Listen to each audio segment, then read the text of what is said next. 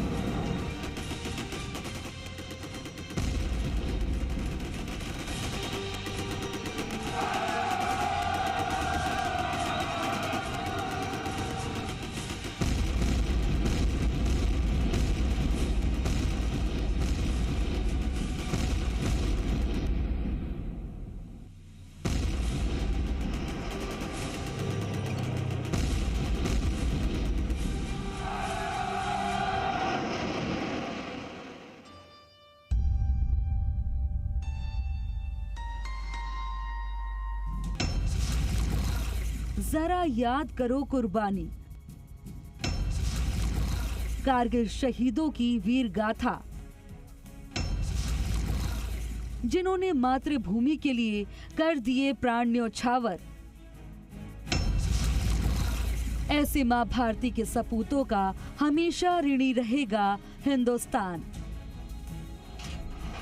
आज देश 24वां कारगिल विजय दिवस मना रहा है। आज शांत दिख रही है खूबसूरत पहाड़ियां साल 1999 में एक ऐसे युद्ध की गवाह बनी जिसने पाकिस्तान समेत दुनिया के तमाम देशों को अपने पराक्रम का शौर्य दिखाया। या यूं कहीं ये पहाड़ियां मां भारती के शहीद वीर सपूतों का आंचल हैं। चलिए आपको बताते हैं मरुधरा के उन सपूतों की कहानी जिन्होंने अपने शौर्य से कारगिल विजय की गाथा लिखी। तारीख 6 जून 1999। इस दिन नागौर के रहने वाले 11वीं राजपूताना राइफल्स बटालियन में शहीद सूबेदार मंगेज सिंह राठौड़ को 10 सैनिकों के साथ तुर्क क्षेत्र में भेजा गया। लेकिन जब मंगेज सिंह अपने सैनिकों के साथ वहां पहुंचे तब पाकिस्तान की तरफ से ऑटोमेटिक हथियारों से अचानक फायरिंग शुरू हो गई, जिसमें 6 सैनिक घायल हो गए और एक गोली मंगेज सिंह को भी लग गई। लेकिन जाबाज मंगेज सिंह ने घायल अवस्था में ही आगे बढ़े और बंकर के पीछे पाकिस्तानी सैनिकों पर कई राउंड फायरिंग कर पाकिस्तान के 7 सैनिक ढेर कर दिए।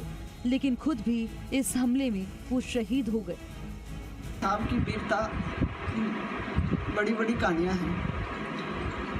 जब वो ड्रेस पहन लेते थे तो कभी घर परिवार की तरफ नहीं देखते थे, कभी बात नहीं करते थे। कभी हमने पूछ लिया तो कहा कि जब मैं ड्रेस पहन लेता हूँ, जब मेरे से घर की बात मत किया करो। कई बार ऐसा होता था कि आप एक जवान की पत्नी हो, जो उसकी बातें किया करो, ऐसी छोटी मोटी बातें नहीं करते हैं। तारीख 12 जून 1999। सूबेदार भंवर लाल भाकर राजस्थान के नागौर जिले के डिडवाना थेबड़ी गांव के रहने वाले थे।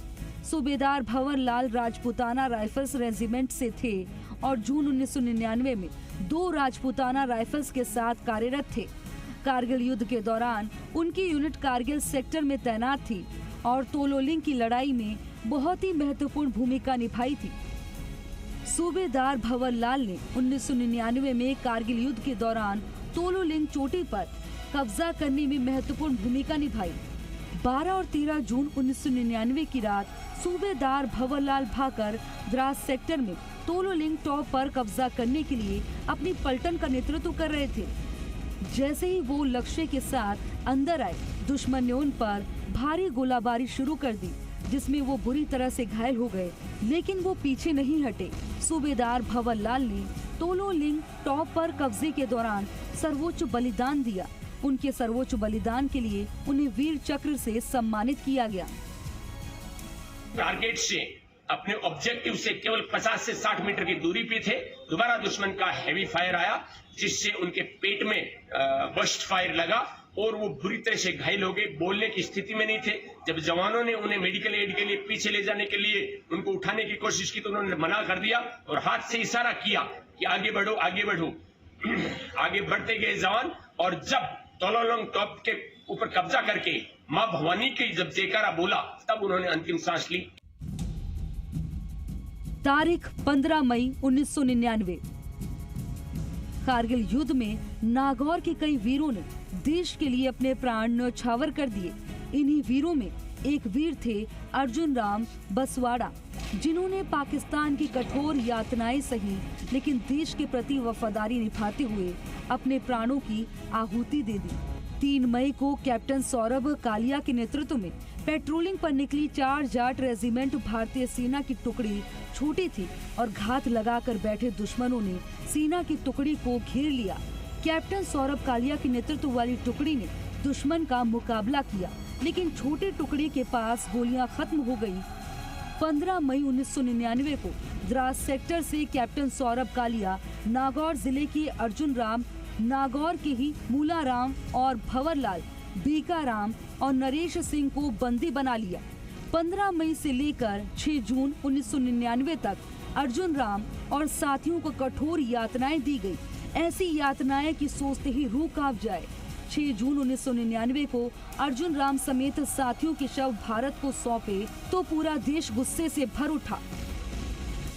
कारगिल के युद्ध में राजस्थान के वीरों ने अपने प्राण की आहुति देकर अपनी मातृभूमि की न केवल रक्षा की बल्कि अपने अदम्य साहस से एक ऐसा इतिहास लिख दिया कि जब जब 26 जुलाई की तारीख आएगी, देश नम आंखों से इन वीर गाथाओं को याद करेगा। दामोदर इनाड़िया के साथ सुरेंद्र पारेख, जी मीडिया, नागौर।